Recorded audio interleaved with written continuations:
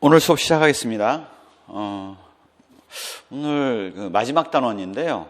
교육 철학하고 교육사 중에서 의미가 있는 부분만 뽑아서 강의를 하려고 그래요. 교육사를 그렇게 깊이 있게 다루지 않는 이유는 과거 객관식 시험에서는 교육사가 굉장히 많이 다뤄졌었습니다. 암기형 지식을 요구할 때였죠. 하지만 지금 교육과정평가원의 그 출제 지침을 보면 학교 현장하고 밀접한 이론들을 다룬다라는 부분이 명시가 돼 있고, 그렇기 때문에 지금 나오는 시험 경향 자체가 학교 현장에서 발생 가능한 사례를 주고 교육학 이론에 근거해서 문제점을 진단하거나 교육학 이론에 근거해서 대안을 제시하는 형태로 나오고 있기 때문에 교육사 부분에서 다뤄질 것들은 별로 없다라고 이해를 하실 수가 있어요. 다만 심층 면접에 가서는 교육사와 관련해서 이렇게 나올 수 있는 부분이 있거든요. 그래서 그 부분을 다뤄드리도록 하겠습니다. 교육 철학의 문제인데요. 교육 철학이라는 게 왜 가르쳐야 되느냐에 대한 질문을 하는 것이다 보니 교육 목표하고 관련이 돼 있죠. 이 목표하고 관련이 돼 있고, 그러다 보니까 이 교육 목표하고 관련돼서 그렇게 많이 다뤄지지는 않아요. 왜냐하면 교육 목표에 영향을 주는 것이 교육 심리가 자아 실현과 관련돼서 영향을 주고요. 사회와 관련돼서 교육 사회학이 영향을 주거든요. 그래서 이 밸런스를 유지하는 면에서 철학이 들어가기 때문에 이런 세 개를 학문을 몰아서 이제 한 문제가 나오든지 안 나오든지 이렇게 하기 때문에 상대적으로 이런 교육 철학의 문제는 그렇게 많이 다뤄지지 않습니다. 물론 이제 드물게 다뤄진 경우가 있었죠. 예. 그러한 상황 하에서 지금 철학을 가지고 논술로 나올 수 있는 문제에 가능성이 있는 문제를 한번 분야를 뽑아보면 이렇게 나눠볼 수가 있을 것 같아요. 철학은 기본적으로 문제를 진단하고 어떤 대안을 제시하는데 다 의미를 갖습니다. 그래서 개념, 20세기 철학, 현대 교육 철학 이런 부분들이 영향을 많이 준다라고 볼 수가 있어요. 그래서 이런 부분에 있어서는 제가 생각할 때는 이렇게 개별개별로 다 암기하는 것보다는 이해를 하고 그 이해한 내용들을 풀었을 수 있을 정도만 되면 그걸로 충분하기 때문에 이런 세부적으로 누가 무슨 이론을 냈다, 누구의 이론 안에 보면 어떤 요소들을 다 다루고 있다라는 것들을 이해하기보다는 전체적인 관점을 이해하는 정도면 충분할 것으로 판단이 됩니다. 자, 나올 수 있는 방안들 한번 사례를 보죠. 학교가 어떤 방향으로 아이들을 교육해야 하는지는 참 많은 방안이 있다. 많은 방안이 있죠. 사회에 필요한 인재를 배출해야 하는지, 아니면 행복한 삶을 살 수 있도록 해야 하는지, 사회에 필요한 인재를 배출해야 하는지, 이게 사회화의 문제죠. 행복한 삶을 살 수 있도록 해야 되는지, 이게 자아 실현의 문제입니다. 오랜 숙제이다. 또한 교육을 통해 인간이 무지와 편협을 극복할 수 있는지도 숙제이다. 이런 부분은 바로 철학에서 다루어지고 있는 부분이죠. 바로 목표와 관련해서 사회학, 심리학, 교육 철학이 관여하는 부분에 대한 현실 발생한 문제를 본다라면 이렇게 보실 수가 있겠어요. 한편 포스트모더니즘의 등장 이후 교육을 통해 절대진리를 체계적으로 전달할 수 있다는 환상이 사라지면서 무엇이 진리며 인간을 어떻게 바라봐야 하느냐 및 어떤 지식을 가르쳐야 하느냐가 교육에 있어서 화두로 남아있다라는 거죠. 즉 이런 목표 자체가 달라지면서 무엇이 진리며 어떻게 가르쳐야 하느냐, 어떤 지식을 가르쳐야 되느냐, 이게 교육 과정, 허세에 대한 걸 다루는 교육 과정에 대한 문제를 다루고 있고요. 어떻게 가르쳐야 되느냐 같은 경우는 교수학습법에 대한 걸로 해서 하우를 다루고 있죠. 교육의 목적을 교육관에 따라 구분하여 자유교육 관점에서 교육의 목적을 논하고, 자유교육 관점에서 교육의 목적에 대한 부분이 기출이 됐었어요. 모더니즘과 포스트모더니즘의 진리관, 인간관 및 사회이론을 비교하여 포스트모더니즘의 입장에서 교육의 방향을 논하시오. 모더니즘과 포스트 모더니즘을 나눠서 다뤘는데요. 거기에는 그 기반에는 그런 게 있습니다. 모더니즘이라는 게 그렇게 잘 가슴에 와닿지 않으실 텐데요. 우리가 익히 알고 있는 말로 얘기한다면 근대 철학이에요. 데카르트, 칸트, 휴미 활동하던 시대를 모더니즘 시대라고 얘기를 하고 있고 1970년대 68운동 이후에 1970년대에 팽배한 거는 절대 진리를 부정을 하고 상대 진리만 인정하는 포스트 모더니즘이 등장을 했죠. 그래서 이러한 포스트 모더니즘의 등장에 따라서 교육에도 엄청난 영향을 미쳤거든요. 그래서 객관주의 교수 이론들은 다 이런 모더니즘 철학을 기반으로 하고 있습니다. 구성주의 교수 이론들은 다 포스트 모더니즘 이후의 철학에 영향을 받고 있죠. 그래서 그렇게 생각해 보시면 이 철학이라는 데가 상당히 여러 군데 얽혀서 전반적인 흐름에 영향을 주고 있다라는 사실들을 현실에 발생 가능한 그 문장을 갖고도 우리가 알 수 있는 거죠. 진리관, 인간관 및 사회이론을 비교하여 포스트모더니즘 입장에서 교육의 방향을 논하시오. 앞으로의 방향이 어떻게 가야 된다? 즉 객관주의에서 구성주의로 가야 된다라는 얘기를 하고 있는 거죠. 교육관, 자유교육, 모더니즘과 포스트모더니즘 비교, 포스트모더니즘에 따른 교육의 방향이 뭔지 제시하라 라고 돼 있으니 이걸 읽을 때는 정말 황당하게 느껴졌던, 이걸 가지고 이걸 논하라고? 라고 느껴졌던 게 사실은 암묵적인 그 백그라운드에는 이런 흐름을 다 깔고 있는 거죠. 목표라는 것들은 사회와 자아 실현, 이들 간의 균형을 추구하기 위한 철학이 그 근간을 차지하고 있고, 무엇을 가르쳐야 될까, 어떻게 가르쳐야 될까, 가르쳤다는 사실을 어떻게 알 수 있을까에 대한 평가도 객관주의 교수 이론이냐 구성주의 교수 이론이냐에 따라 수업 방식, 그다음에 평가 방식도 달라지죠. 객관주의 교수 이론에 따른 평가 방식은 주로 지식의 암기 여부를 측정을 하는 총괄 평가 방식이 주를 이루고 있고요. 구성주의 방식은 이렇게 사람마다 다른 지식을 갖고 있으니 평가에 있어서도 지식의 암기 여부를 평가한다는 게 의미가 없죠. 그래서 과정과 결과에 대한 평가를 중심으로 하게 되고, 따라서 수행 평가로 이어지게 되는 겁니다. 이 하나를 놓고도 사실은 거의 교육학 얘기를 다 할 수 있어요. 다 이렇게 연관이 있다고요. 그러한 연관관계를 이제는 이제 철학을 배우는 시점 아래에서 보면 숱하게 반복되어 왔으니 이러한 흐름이 있다는 사실들을 이제는 이제 여러분들도 이해를 하실 수가 있을 거예요. 그래서 그러한 흐름 하에서의 관계를 바라보는 시각 하에서 이 문제를 보면 별거 아닌 문제 같지만 굉장히 백그라운드를 많이 깔고 있다라는 것들을 느끼실 수가 있을 겁니다. 교육 철학이라는 분야가 그래요. 그래서 가볍게 들으면 한없이 가볍게 들을 수 있고, 어렵게 생각하면 정말 어렵게 공부할 수 있습니다. 제가 추천하는 방식은 어렵게 공부할 이유가 하나도 없다. 가볍게 들으시라. 왜?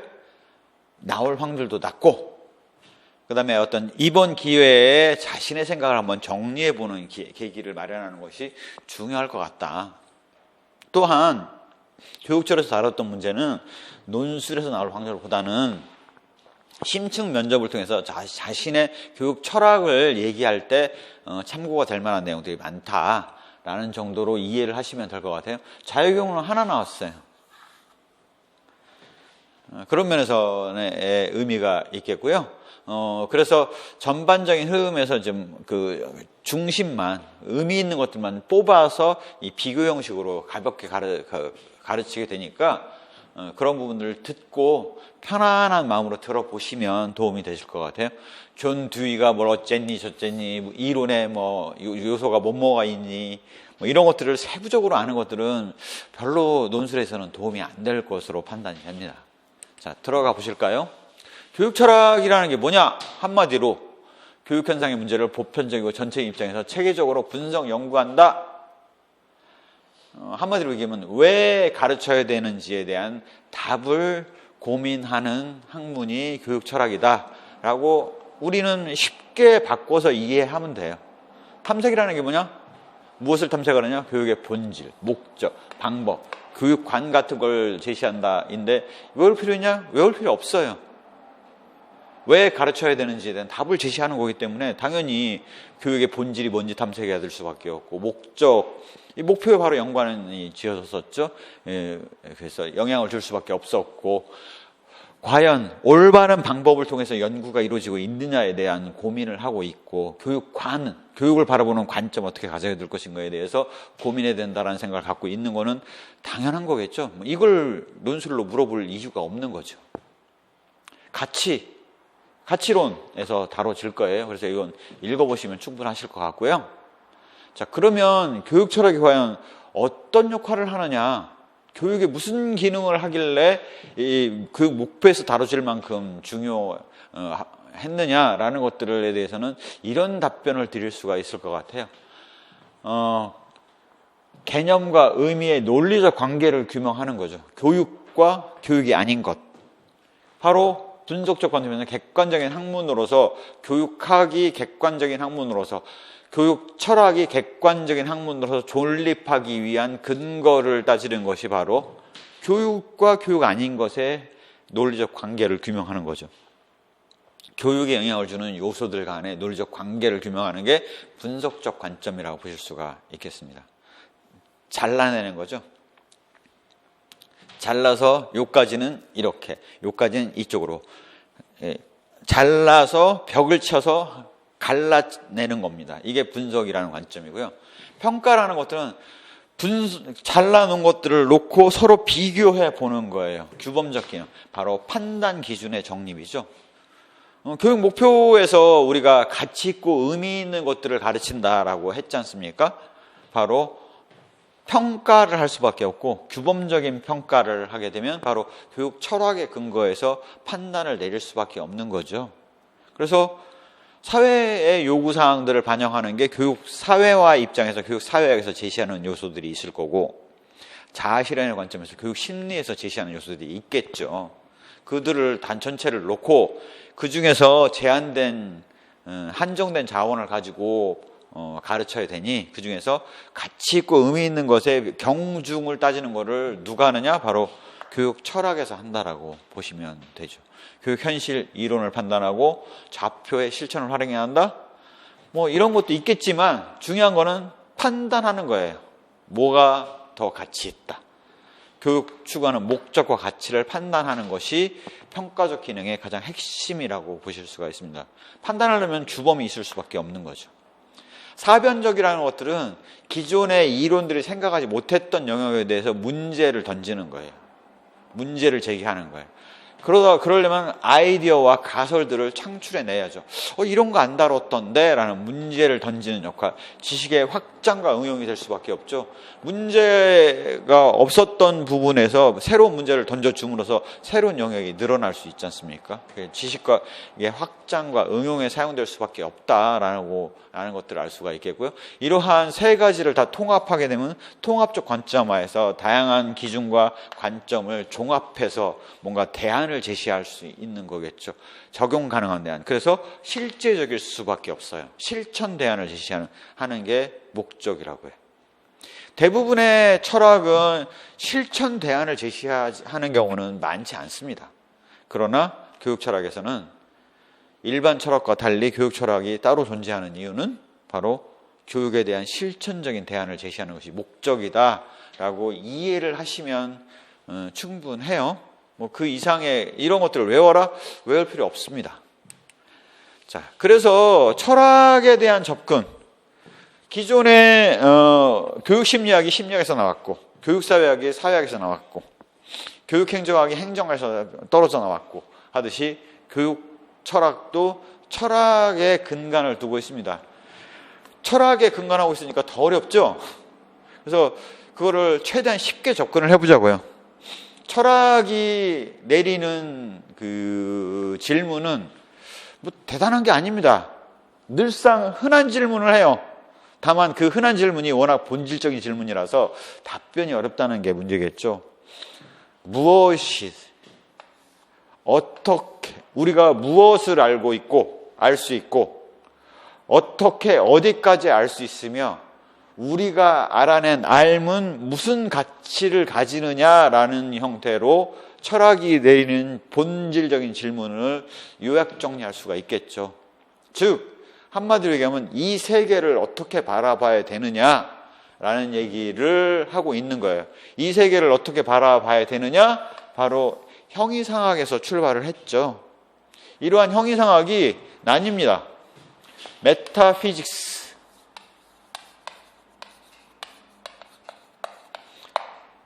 피직스, 형이상학이 이 메타피직, 세계를 바라보는 눈에서 무엇을 알 수 있느냐, 어떻게 어디까지 알 수 있느냐로 나뉘어서 존재론과 인식론으로 나누죠.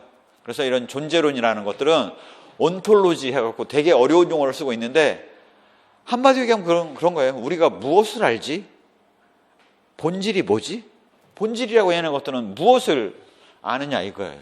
그래서 매번 변하는 것들에 대해서는 이름을 부여할 수가 없으니 변하지 않는 실질이 뭐냐라는 걸 따지는 거니까 불변의 실체를 탐구하는 거예요. 그래서 이 세상의 불변의 실체를 하나로 보느냐, 두 개로 보느냐, 여러 개로 보느냐에 따라서 일원론, 이원론, 다원론으로 나뉘는 거죠. 이론론에서는 물질로 구성되어 있다, 정신으로 구성되어 있다라는 세계관을 갖고 있는 사람들이 있는 거고, 이원론은 물질과 정신으로 되어 있다. 다원론은 그거 말고도 여러 가지가 있다라는 게 다원론의 입장이라고 보실 수가 있습니다. 기존의 그 철학을 그래서 구분을 해보면 어느 쪽에 들어가는지 이 안에는 분류가 다 되겠죠. 세상을 바라보는 관점은 누구는 어느 철학이든 가지고 있기 때문에 그래요. 관념론은 바로 정신에 의해서 세상이 구성되어 있다라고 보는 것이고요. 실제로는 물질에 의해서 구성되어 있다라는 관점입니다. 그래서 관념론 안에는 물질과 정신이 이때 이원론의 입장이죠. 이때 마음이, 정신이 우선한다, 유심론이고 이상주의라고 볼 수가 있고요. 물질과 정신이 이때 물질이 우선한다, 유물론의 입장, 실제론의 입장이라고 보실 수가 있습니다. 그래서 이상주의냐 현실주의냐로 나뉘게 되고요. 실용주의 관점은 이 세상에 모든 것은 변한다는 거예요. 변한다는 사실만이 진리고 물질이고 정신이고 없다는 거죠. 그래서 그렇게 보는 것들이 바로 실용주의 관점이라고 보실 수가 있습니다. 그래서 유심론에 가까운 가장 대표적인 철학자를 든다면 플라톤이죠. 유물론의 입장에 가장 가까운, 실존의 입장에 가장 가까운 사람을 든다면 아리스토텔레스가 가장 그 높은 경지에 있는 사람이라고 볼 수가 있습니다. 실용주의 관점은 우리가 통상 이제 듀이 같은 사람을 들고 있죠. 예. 프래그먼티즘, 실용주의를 들고 있습니다. 동양에서는 그 노장 사상이 이 실용주의에 가깝다라고 말씀드릴 수가 있겠죠. 각각의 철학들을 직접 비교한다는 것은 사실 거의 불가능합니다. 왜냐하면 다루고 있는 영역 자체가 달라서 비교 대상 자체가 없어요.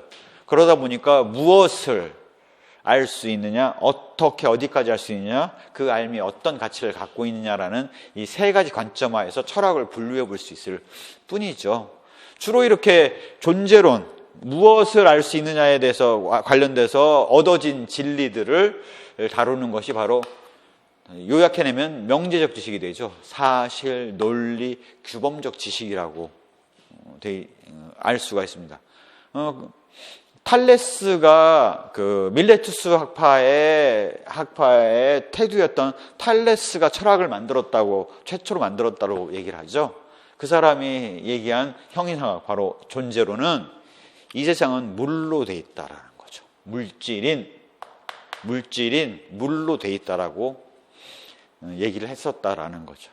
자, 이렇게 무엇을 알 수 있나에 다루는 관점도 이론론, 이원론, 다원론, 물질, 정신, 변화까지 다양하게 존재를 하고요.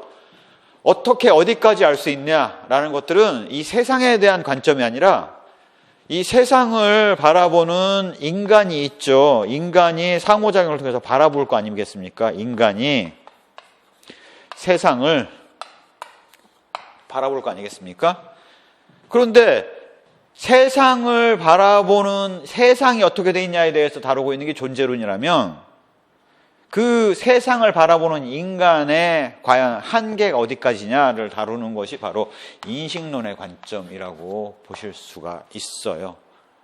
그래서 인간은 어떻게 진리가 있다고 치자 이거예요. 있을 때 인간은 어떻게 알 수 있느냐, 진리가 있다는 것을. 그 다음에 인간은 한계가 없이 무한대로 무한의 지식을 알 수 있느냐 아니면 한계를 갖고 있느냐, 그걸 다루는 게 바로 인식의 한계를 다루는 인식론이라고 얘기를 하고요. 에피스테몰로지라고 얘기를 하죠. 바로 지식의 근원, 방법, 타당성, 한계에 대해서 얘기를 하는 거죠. 인간은 어디까지가 바운더리가 있느냐 이거죠. 알을 할 수 있는 그 한계를 얘기하는 게 인식론의 관점입니다. 그래서 분석적 관점, 해석적 관점으로 나뉘는데 최초의 인식론은 분석적 관점에서 접근을 했죠. 그래서 이 세상에 진리가 있을 텐데 있다고 치자. 그러면 인간이 어떻게 알 수 있느냐 이거죠. 과연 세상에 존재하는 칠판이 나 혼자만의 생각이 아닐까라는 것들이 바로 인식론에서 고민하는 바입니다. 그래서 인간은 경험을 통해서 알 수 있다. 만져봤더니 칠판이 있더라라는 경험을 통해서 알 수 있다라는 게 경험론. 내가 경험하는 것이 잘못된 경험들을 하고 있으니 우리가 가장 쉽게 알 수 있는 경험의 한계가 그거 아닙니까? 한쪽은 뜨거운 물을 넣고 한쪽은 얼음물을 넣어요. 그 다음에 가운데 수돗물을 넣어요. 놓고 뜨거운 물에다 담궜던 손과 찬물에 담궜던 양손을 같이 이 수돗물에다 넣으면 뜨거운 물에다 담았던 손은 이 물을 차다고 느끼고 얼음물에 담았던 손은 수돗물을 따뜻하다고 느끼는 거죠. 내가 같이 양손을 집어넣는데 그런 인식의 한계가, 경험의 한계가 존재를 한다? 결국 믿을 수 있는 거는 직관밖에 없다는 거죠. 인투이션, 직관밖에 없다라고 보는 게 바로 경험론과 합리론의 관점이라고 보실 수가 있어요. 이러한 경험론은 주로 영국 쪽에서 베이컨을 중심으로 그 학파가 형성이 됐었고요. 합리론은 데카르트를 통해서 대륙 쪽에서, 유럽이라는 대륙이죠. 대륙에서 학파를 형성했기 때문에 영국의 경험론, 대륙의 합리론이라고 얘기를 하기도 하죠. 그래서 합리론이라는 것들은 말하자면 불변의 실체가 하나가 있고 그걸 통해서 논리적인 오류가 없는 파생시킨 것들은 다 문제가 없는 확고한 지식이 되지 않겠냐라는 게 합리론의 근간이죠. 그래서 데카르트가 뭘 했냐면 어떠한 상황에서도 불변하는 절대 진리가 과연 뭐냐, 최종적으로 의심을 하고도 남는 게 뭐냐라는 것들에 대해서 고민을 했었죠. 그래서 나온 결론이 나는 생각한다, 고로 존재한다. 내가 생각하는 것이 잘못된 생각을 할 수도 있어요. 하지만 생각하는 나는 적어도 존재한다라는 사실만은 불변의 진리라는 거죠. 생각하지 못하는 나는 존재하지 않는다라는 얘기를 한 게 아니고 나는 생각한다, 고로 존재한다라는 것들은 바로 합리론의 근거가 되는 절대 불변의 진리를 하나를 찾아놓고 그걸 통해서 유추해내고자 했던 근거를 삼은 것이 바로 합리론입니다. 그렇게 해서 합리론이 존재할 수 있다라는 근거를 제시를 한 거죠. 그래서 데카르트가 합리론의 태두로 올라가 있습니다. 자, 이렇게 분석적인 부분들은 주로 방법적인 절차와 방법, 어떻게 경험할 것인가, 어떻게 연역해낼 것인가에 대한 것들을 다루는 방법적 지식들을 주로 다루고 있죠. 그 다음에 이제 그러한 그 알매에 있어서 분석론 이후에는 이게 해석의 관점으로 이행해 갑니다. 즉, 해석이라는 것들은 사물의 현상을 이해하는 경험을 통해 가능하고 하지만 주관적이다라는 경험론을 잇는 것이고요. 진리에 있어서의 어떻게 진리를 달성할 것이냐, 실제와 일치하느냐라는 대응설, 그다음에 다른 신념과 그런 실제와 일치하는 걸로 확인된 사실과 일치하느냐와 같은 정합설, 그다음에 실용설, 결과가 목적을 달성하느냐는 실용설에 의해서 진리의 조건을 줄 수 있겠다라는 것들의 해석적 관점을 갖고 있는 게 신념, 진리, 증거, 방법의 조건들을 다루기 때문에 조건적 지식들을 다루고 있죠. 그래서 명제적 지식, 방법적 지식, 조건적 지식이 바로 지식의 유형을 우리가 구분하는 유형이지 않습니까? 그래서 그렇게 보는 거고요. 자, 이렇게 무엇을 알 수 있고 어떻게 어디까지 알 수 있는지의 한계를 통해서 발견된 우리의 알미, 아무 의미가 없는 알미일 수도 있고 의미가 있는 알미일 수도 있잖아요. 그래서 그러한 알미 과연 의미가 있는 알미인지 없는 알미인지를 구분하는 것이, 해내는 것이 바로 가치론에서 다뤄지는 부분입니다. 우리가 파악해낸 알미, 그게 뭐 진리든 아니면 진상이든 뭐 어떤 이름을, 사실이든 어떤 이름을 쓰든지 간에 그게 과연 의미가 있느냐, 어떤 의미가 있느냐를 다루는 게 바로 가치론입니다. 그래서 직관에 의한 거냐, 합리에 의한 거냐, 주관에 의한 거냐, 아니면 절대적인 진리냐, 아니면 상대적인 진리냐와 같은 것이죠. 그래서 그 알미, 아름답운 거냐, 추한 거냐, 미추를 다루는 미학으로 발전해 온 부분이 있고요. 이게 좋은 거냐, 나쁜 거냐를 다루는 윤리학 쪽에서 다루고 있는 부분이 있습니다. 즉, 윤리학과 미학은 가치론의 한 부분이라고 우리가 통상 얘기를 할 수가 있는 거죠. 그래서 그 알의 가치를 다루는 게 가치론이라고 볼 수가 있습니다. 이러한 우리가 무엇을 알 수 있고 어떻게 어디까지 알 수 있고 그 알미 어떠한 가치와 의미를 갖는지를 다루는 게 철학의 근간이라면, 이러한 철학들은 가장 그 기본적인 요건을 맞춰야 돼요. 바로 그게 논리학입니다. 논리가 맞지 않으면 그러한 부분은 논리상의 오류가 있을 수가 있는 거죠. 결론에 도달하는 사고의 과정에 타당성을 검토하는 것이고요. 이러한 것들이 점차 분석 철학으로 계승되어 나왔다라고 우리가 이해할 수가 있죠. 그게 철학이든 과학이든 어떠한 것이든 논리 일관성을 갖춰야 되는 거고, 그 갖추기 위해서는 이런 논리학의 기본 원리들을 맞아야 된다라는 게 기본 전제가 된다라는 거죠. 그래서 최근의 철학은 다 분석 철학 쪽으로 다 가 있어요. 왜? 근간이 맞아야 되는데 그 근간이 흔들리는 거죠. 그래서 용어 정의부터 출발을 해야 되고, 용어가 정의가 안 돼 있다 보니 논리적인 관계를 따질 수가 없고, 그래서 결국은 용어 정의로 다 가 있습니다. 그래서 그렇게 철학의 전체적인 흐름을 가볍게 이해를 하시면 돼요. 이걸 굳이 외우실 필요는 없겠죠. 자, 우리가 파악해서 가르쳐야 될 지식은 그래서 명제적 지식, 방법적 지식, 지식의 조건이라는 것들을 얘기를 하고 있는데요. 그거를 이렇게 지식의 내용들을 이해를 하시면 될 것 같아요. 명제적 지식이라는 게 허세에 대한 지식이고, 그런 것들은 사실적 지식, 논리적 지식, 규범적 지식으로 나눠서 볼 수가 있죠. 명제적 지식은 되게 우리가 뭐뭐임을 안다, 타이어는 고무로 되어 있음을 안다와 같은, 인간의 몸은 단백질로 구성되어 있음을 안다와 같은 내용들이 바로 진위를 판별할 수 있는 문장으로 표현되는 것들이 명제적 지식이죠. 우리가 주로 지금 객관주의 교육 이론에서 주로 가르치는 것들은 바로 이런 명제적 지식을 가르치는 데 초점을 두고 있습니다. 사실적 명제적 지식 안에는 사실적 지식이 있고 논리적 지식이고 규범적 지식이 있는데요. 바로 프랑스 파리에 에펠탑이 있다와 같은 사실적 지식이 있으면 그것과 연관돼서 논리적 지식이 유추할 수 있는 지식이 있죠. 수학적 지식의 경우는 공리로부터 유도해낸 지식이지 않습니까? 그래서 그런 것들은 공리로부터 유도되어진 지식은 공리가 맞으면 항상 맞는 지식이죠. 그렇게 논리적으로 연관돼서 나오는 지식이 바로 논리적 지식이라고 볼 수가 있고요. 규범적 지식은 가치 판단이 들어가는 지식이라고 볼 수가 있어요. 도덕적 가치 판단의 결과.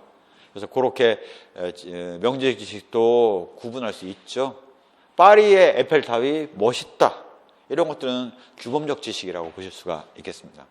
반면 방법적 지식의 경우는 뭐뭐를 할 줄 안다죠. 임을 안다가 아니라 할 줄 안다에 해당되는 지식이고 과정과 절차에 대한 지식이라고 볼 수가 있습니다. 자동차 타이어를 교체할 줄 안다.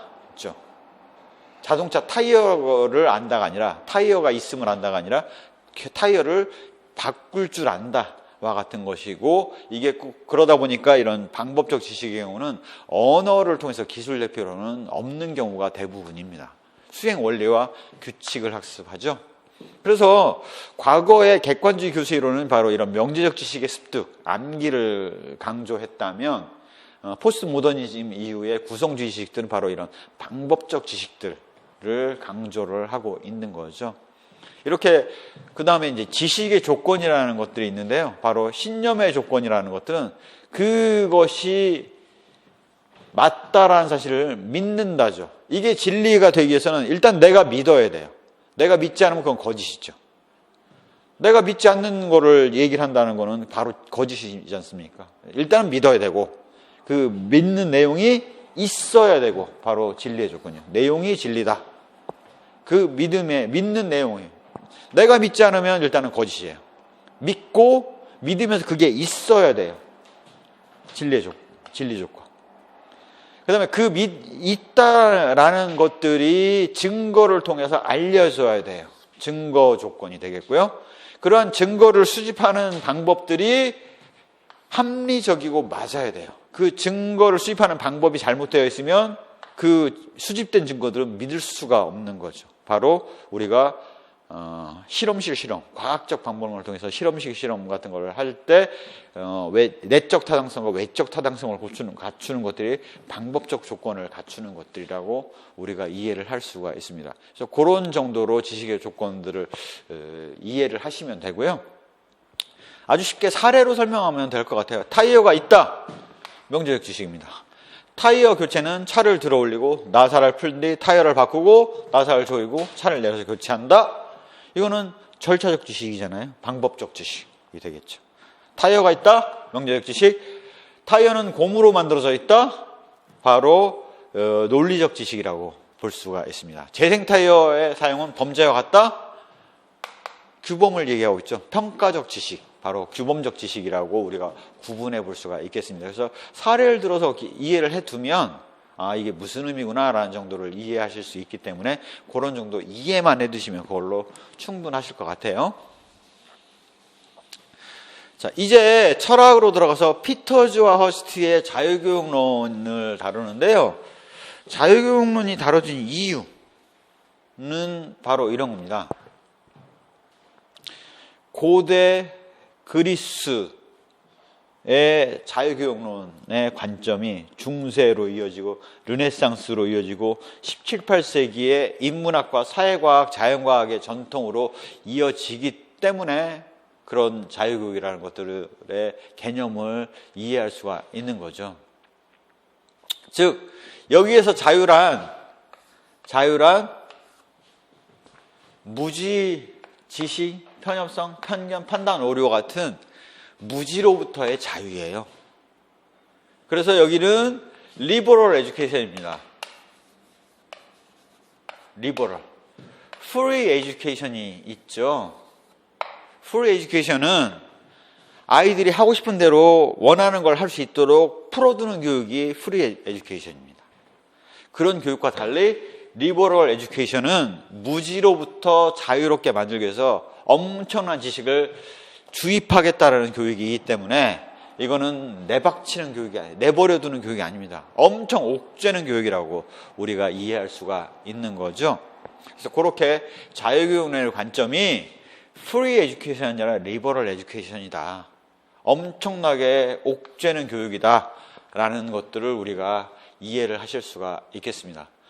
피터 조 허스트는 이런 자유교육을 통해서 가르쳐야 되는 지식들이 의미가 있고 가치가 있다라고 얘기를 하는데요. 바로 지식의 형식론을 통해서 얘기를 하고 있습니다.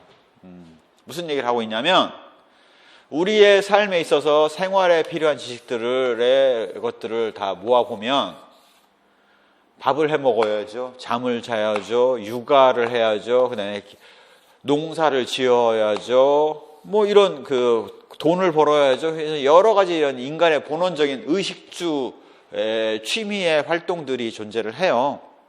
자, 이 안에 공통된 요소를 이렇게 뽑아서 이렇게 외벽처럼 이렇게 뽑아내면 마치 이게 담처럼 외벽에 그런 역할을 하는 지식들이 있을 거 아닙니까? 대표적인 사례가 사칙연산 같은 경우죠. 사칙연산. 이거는 수에 관련된 거를 세고 하는 데는 다 들어가는 거지 않습니까? 그 다음에 읽기, 쓰기, 이런 것들은 공통으로 들어가는 요소잖아요. 이렇게 인간의 경험에 일반적인 인정된 방식으로 분류를 해봤을 때 삶에 도움이 되는 추상적인 내용들을 뽑아서 외벽으로 만든 거.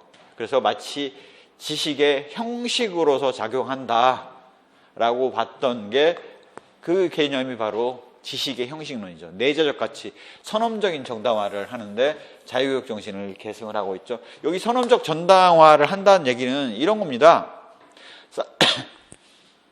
사칙연산이 왜 필요해요? 라고 물었단 얘기는 뭐냐면 그게 의미가 없다고 생각했으면 아무 의미가 없었다면 그걸 존재 이유를 물어볼 필요가 없죠. 옆에 저 길바닥에 있는 돌이 왜 있어요? 라는 것들을 왜 물어봐요? 그 돌은 의미가 없기 때문에 안 물어보지 않습니까? 하지만 비석으로 세워진 그 돌은 왜 존재를 해요? 라고 묻는 거는 그게 의미가 있기 때문에 물어본 거죠. 그렇게 정당화하는 것이 바로 선험적 정당화예요. 묻는다는 그 사실 자체가 그게 의미가 있음을 내포하고 있다라는 거죠. 그래서 그런 식으로 정당화를 하고 있죠. 그래서 그렇게 이해를 하시면 될 것 같아요. 이러한 피터 저스트의 형식론은 어떤 의의를 갖고 있냐면 전통적인 교과는 내재적 가치를 가지고 있다는 걸 논리적으로 설명을 해요. 바로 삶에 도움이 되는 정보들이기 때문에 가치가 있다라고 얘기를 하는 거죠. 이거에 대해서 그러한 내재적 논리적인 설명이 되는 이론들을 그것들을 뽑아봤더니 바로 이렇게 7자유과입니다. 고대부터 삶에 도움이 되는 지식들을 뽑았을 때 나왔던 지식들은 문법, 수사, 논리학, 수학, 기하, 천문학, 음악과 같은 7자유과였다는 거죠. 이러한 사상들이 이어져서 중세 7자유과, 르네상스 시대에는 인문주의로 커왔고요. 그다음에 17, 18세기에는 인문학, 사회과학, 자연과학, 예술을 포함한 학문의 전 영역으로 확장되어 나왔죠. 본질은 고대 그리스 로마에서 가르쳤던 7자유과에서 별로 다르지 않았다라는 것들을 우리가 알 수가 있습니다. 이렇게 7자유과를 중심으로 해서 했기 때문에 피터 저스트의 지식형식론은 어떤 비판을 받냐면 이런 7자유과에 해당하는 과목에 대해서 특권적인 지위를 부여를 한다라는 비판을 받아요. 왜 다른 과목은? 이라는 비판을 받는 거죠. 두 번째는 선험적 정당화라는 것들은 물었으니까 가치 있다라는 얘기는 바로 입막용 아니냐 이거죠. 정당화의 근거가 약하다는 거죠. 직접적으로 드러내주지 못한다는 거예요.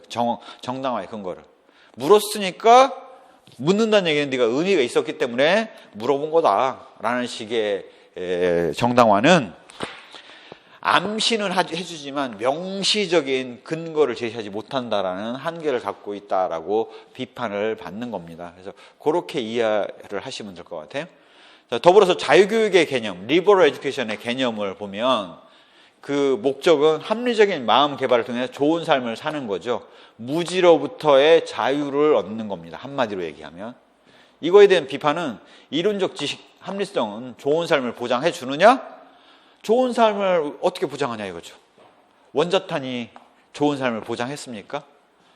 전혀 안 그렇죠. 자유교육은 교육 본래의 의미를 실현하는 것이다 라는 개념을 가지고 있는데, 그거에 대해서는 교과는 삶의 전체를 보여주지 못하지 않느냐, 극히 일부분만을 보여주지 않느냐라는 비판을 받죠. 교육은 내적 가치 실현 활동으로서 지식의 이해를 추구하는 것이다. 그런데 이론적 지식은 실제 삶에 무기력하다 이거죠. 실제 삶에 별로 도움이 안 된다 이거예요. 지식의 형식 입문으로 합리적인 마음을 개발하는 것이 중요하다. 감정, 태도, 신념을 무시하고 지적인 요인에만, 지덕체에서 지적인 요인에만 초점을 두고 있다는 거죠. 문법, 수사학, 논리학, 수학, 기하, 천문학, 음악까지도 지적인 영역에 초점을 두고 있고, 인간의 감정, 태도, 덕의 요소를 무시하고 있다는 것들이 비판을 받는다는 거죠. 선언적 정당화는 정당성을 암시는 하지만 명시하지 못한다. 직접적으로 이래서 정당화된다, 있어야 된다는 얘기를 설명을 못한다는 얘기를 하고 있는 거죠. 자, 이제 교육 철학의 그 근간이 됐던 내용들을 살펴보고 들어갈게요. 자연주의로 가장 대표되는 사람은 탈레스입니다. 탈레스. 관념론의 가장 대표적인 사람은 플라톤. 실제론의 가장 대표적인 사람은 아리스토텔레스. 프래그마티즘, 실용주의는 듀이로 놓고 이해를 하시면 근본, 틀이 다르지 않아요. 자연주의는 그래서 무얼로 되어 있다? 탈레스가 무슨 얘기를 했냐면 이 세상은 물로 되어 있다. 물이 온도가 떨어지면 얼음이 열듯이 고체가 되는 거고, 물이 적정 온도 하에서는 액체로 되어 있으며 물이 뜨거운 온도에서는 기체가 된다. 그래서 고체, 액체, 기체로 이 세상은 구성되어 있다라는 얘기를 탈레스가 했죠. 즉 자연의 인과율, 질서를 중요시합니다. 물질이 중요했던 거죠. 정신이 개입할 여지가 없었죠. 인간 정서, 감각적 경험을 중요시하는 게 자연주의의 철학관입니다. 그러다 보니까 자연주의 입장에서는 교육을 어떻게 해야 된다? 선천적인 덕성, 선을 인간 스스로가 가지고 있으니 그런 것들을 보존해야 된다라고 봤던 거죠. 그래서 내용을 가르치는 교육의 내용에 있어서는 자발적인 교육을 통해서 자연을 체험하라라는 거죠. 자연을 체험하라라는 거예요. 최소한의 지도를 하도 인간은 스스로가 본원적인 본성이 나타나면서 배우게 돼 있다라는 거예요. 그게 바로 루소가 얘기하는 최소한의 지도, 코메니우스의 관점이죠. 그래서 선생님은 그냥 지켜봐 주면 돼요. 학생들은 스스로 같이 놀면서 알아서 깨우쳐 나가는 아동중심 교육의 근거가 된다고 말씀드릴 수가 있겠죠. 그래서 교육 방법에 있어서는 이게 바로 교육 과정이지 않습니까? 교육 방법이 교수학습법이죠. 개인의 성장 과정, 자연 접촉을 통해서 직관에 대해서로 교육을 하는 것이고요. 자, 이런 자연주의는 바로 아동중심 교육에 기여를 했죠. 그다음에 한계는 학생들에게 어떤 체계적으로 어떤 지식을 주입하려고 하지 않기 때문에 질서훈련 소홀해서 방임주의가 되고요. 학생들이 스스로 알아서 배울 수 있다라는 비현실적인 낙관을 하고 있다라는 비판을 받고 있는 것이 자연주의 교육이라고 말씀드릴 수가 있습니다. 관념론에서의 관점은 플라톤이 갖고 있는 거죠. 궁극적인 실제는 관념, 정신, 마음. 바로 이게 무엇이냐? 이성입니다. 아동은 윤리적인 존재이라는 거죠. 바로 이성을 갖출 수 있도록 해야 되고, 그거에 따라서 교육 목표는 차화 형성, 개성의 완성, 사회 발전의 조화, 이성을 갖추는 거예요. 진리를 파악할 수 있는 이성을 갖추는 게 관념론에서 추구하는 바라고 볼 수가 있습니다. 교육 내용은 개성, 전체성, 조화, 그래서 문화유산을 전달하는 거죠. 이미 중요한 진리로 발견되어 온 것들이 문화유산이고 그 문화유산을 전달하는 것이 목적이 되는 거죠. 지식은 영구불변하는 거죠. 절대 진리가 존재를 하고 그거를 이성을 통해서 파악하는 거죠. 과학, 규범, 심리와 같은 영역까지도 다 다룹니다. 교육 방법은 파악된 문화유산, 바로 절대 진리를 인격적인 모델을 통해서 전달하는 거예요. 주입하는 거라고요. 교사가 중심이 돼서. 주입을 하려니 교사가 중심이 될 수밖에 없죠. 주입하려니 말을 통해서 가르쳐야 되는 거죠. 기여했던 점은 회의주의, 상대주의를 극복하고 이 세상의 모든 것이 결정되어 있다는 결정론을 배격한다라는 거죠. 한계는 뭐냐? 현실 세계에 거리감이 있고 직업과 기술 교육에 대해서 부실해요. 즉 절대 진리를 가르쳤지만 그게 현실 세계에 어떻게 적용될지에 대한 얘기까지는 다루질 않는 거죠. 데카르트가 했던 게 나는 생각한다, 고로 존재한다라는 절대 진리를 파악을 했어요. 그래서 그걸 뭐 어쩌라고, 어디다 쓰라고 하면 쓸데가 없는 거죠. 그렇게 이해를 하시면 될 것 같아요. 실제론의 가장 대표적인 사람은 아리스토텔레스입니다. 둘 다 소크라테스의 제자이자 소크라테스의 제자가 플라톤이고 플라톤의 제자가 아리스토텔레스였죠. 재밌는 거는 플라톤의 경우는 그리스 아테네 사람이었고요. 아리스토텔레스는 마케도니아 사람이었어요. 그러다 보니까 그리스의 아테네의 시민이 아니었던 거죠. 그래서 아리스토텔레스는 궁극적인 실제는 물질이라고 봤던 거죠. 물질만이 실제고 잡히지 않는 정신은 있는지 없는지 모르겠다라는 거죠. 의식과 관념, 독립이 돼 있다라고 봤던 거죠. 그래서 실제론을 추구하는 아리스토텔레스는 자연의 법칙을 탐구하는데 초점을 뒀습니다. 자연의 원리를 탐구를 해야 된다는 거죠. 그래서 관념론이 철학을 중요시했다라면 실제로는 과학 지식을 중요시했어요. 교육 방법에서는 과학적인 방법을 통해서 관찰, 실험을 통해서 객관적인 사실들을 추려내는 것들에 중심이 됐고요. 이러한 것들은 바로 현실 생활에 필요한 지식들, 객관적인 사실들을 중요시하는 데 기여를 했습니다. 다만 실제로는 교사가 중심이 돼서 주입식으로 지식을 전달하는 것들에 대해서는 여전히 강조한다는 면에서 한계를 가지고 있었다라는 거죠. 그래서 실제론의 관점이 그렇게 차이가 난다라는 것들을 이해를 해두시면 될 것 같아요. 반면 실용주의는 미국 쪽에서 주로 나타난 철학이에요. 프래그마티즘. 바로 모든 실제는 변화되고 진리는 실제적인 효과에 유용성과 실용성을 가져야 되는 것만 진리라는 거죠. 즉 돌멩이가 있다라고 해서 그게 진리가 아니라 그 돌멩이가 써먹을 수 있을 만큼 유용해야지 진리고, 그 돌멩이랑 있던 게 이게 풍화작용을 통해서 나중에 가면 다 모래가 될 텐데 그게 무슨 의미가 있냐 이거죠. 중요한 거는 모든 사물은 변한다 이거예요. 그럼 변화되는 것들인데 절대 불변이라는 게 있을 수 없는데 모든 사물이 변하는데 절대 불변의 진리라는 걸 찾는 게 무슨 의미가 있냐 이거죠. 그게 의미가 있는 거는 일시적이고 바로 유용해야지, 실제 써먹을 수 있어야지 의미가 있지, 써먹을 수 없는 거라면 다 변해서 없어질 건데 무슨 의미가 있느냐라는 게 실용주의가 갖고 있는 기본적인 생각이라고 볼 수가 있습니다. 교육의 목적은 인간 경험에 의해서 세계를 파악하는 거죠. 현실 적용 가능한 부분들을 따지는 거죠.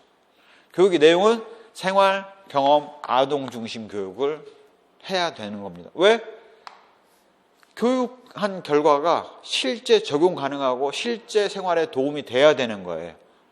그래서 이러한 생활, 경험, 아동 중심 교육의 근간이 되었다라고 볼 수가 있습니다. 교육 방법은 아동이 배우는 거는 경험을 쌓아야 되고, 이 경험은 흥미로운 경험이어야지 학생들이 배워서 남는 게 있지, 흥미롭지 않은 경험이라면 남는 게 없다라는 관점이 실용주의의 관점이라고 볼 수가 있죠.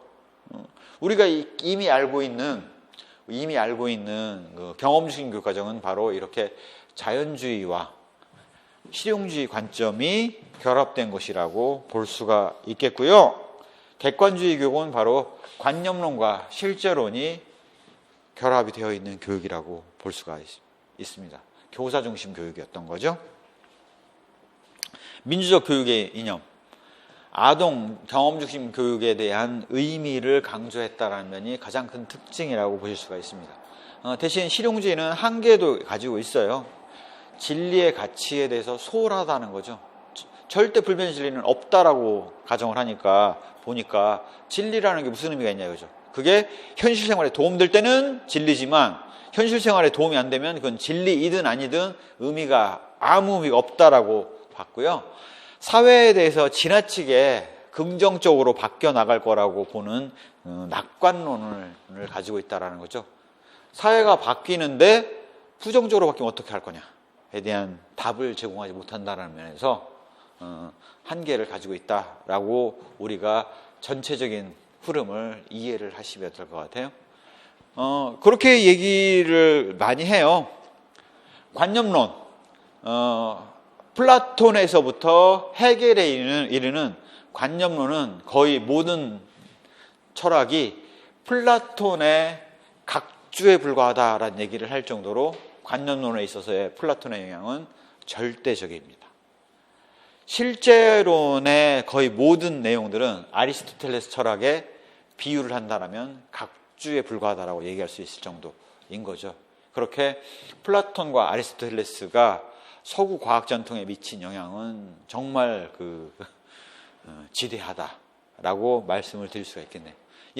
잠시 쉬었다가 이제 실용주의 쪽으로 조금 더 들어가서 살펴보도록 하겠습니다.